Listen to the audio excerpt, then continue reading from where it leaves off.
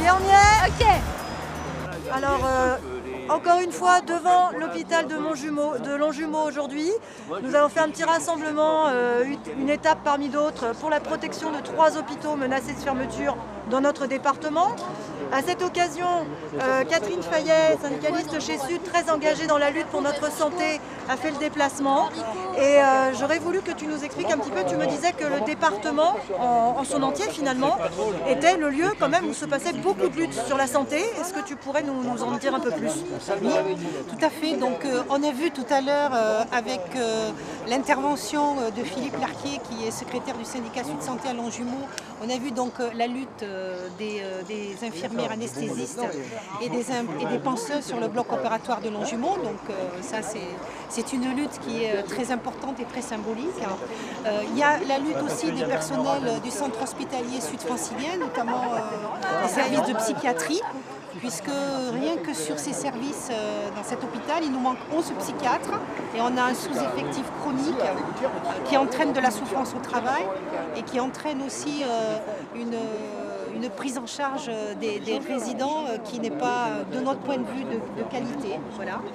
Donc là, il y a eu un CHSCT extraordinaire le 9 février où on a obtenu un certain nombre de choses. Donc là, les personnels continuent. Une lettre a été adressée au ministère ainsi qu'à la préfète, au procureur, à l'agence régionale de santé. Donc là aussi, les personnels sont en lutte et sont mobilisés. On a aussi la lutte des EHPAD. Donc, puisqu'il y a, et c'est assez historique, un appel de 7 organisations syndicales, des maisons de retraite, ce sont les EHPAD, et des services à domicile, auxquels s'est associé les directeurs et les employeurs des services à domicile. Donc ça aussi c'est assez historique. Il y a un rassemblement le 30 janvier devant le ministère de la Santé pour réclamer là aussi des moyens, des effectifs pour ces personnels qui sont en grande précarité dans les maisons de retraite et pour que nos aînés soient pris en charge avec une bien traitance et une prise en charge de qualité. Voilà, donc c'est des luttes, les luttes de personnel, mais qui sont aussi pour le maintien des services de proximité. Et nous, on remercie syndicalistes et personnels, tous ceux, les citoyens, partis politiques, mouvements, associations, comme par exemple le comité de défense des hôpitaux du Nord-Essonne, qui nous soutiennent et qui permettent de relayer l'information parmi la population. Voilà. Donc en fait, ça c'est. Donc tu nous dis le 30, manifestation devant le ministère de la Santé, manifestation nationale. À quelle heure devant le ministère de la Santé? Alors c'est à 14h30 devant le ministère de la Santé. C'est noté, voilà. Et donc relayer au maximum l'information, voilà. Faire passer le mot, que ce soit pour nos maisons de retraite, pour nos hôpitaux.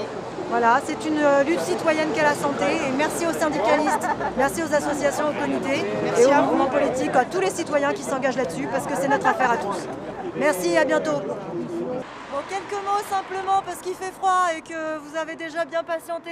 Merci à tous d'être venus et d'avoir répondu présent. Ouais. Ça, c'était la première chose à vous dire. Ouais. La deuxième, dire que évidemment tout ça, c'est qu'une petite étape dans une lutte qui va prendre du temps.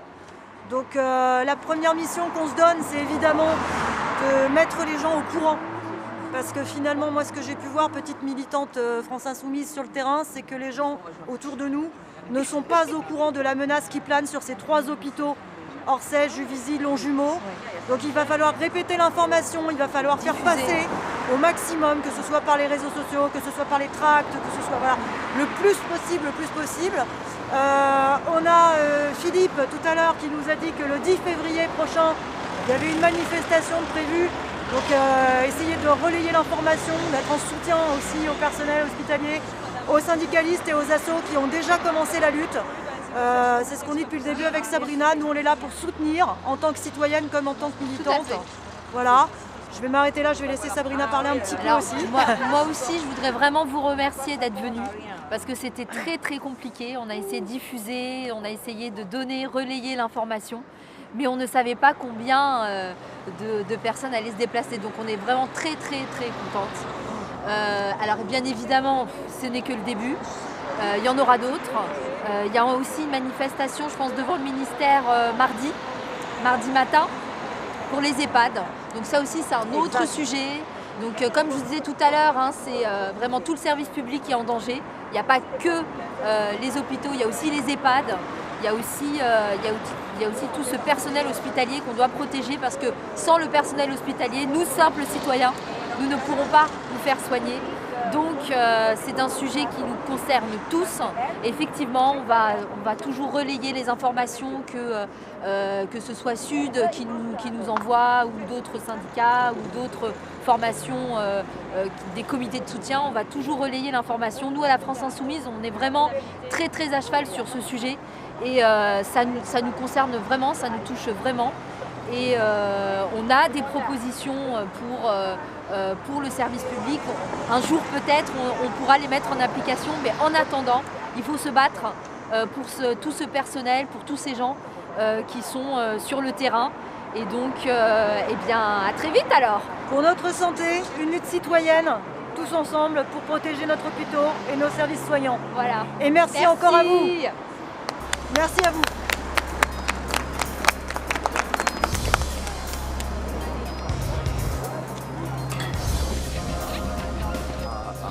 À les supprimer. D'accord. Donc cette année par exemple, Et donc on est là aussi pour soutenir tout ce personnel hospitalier.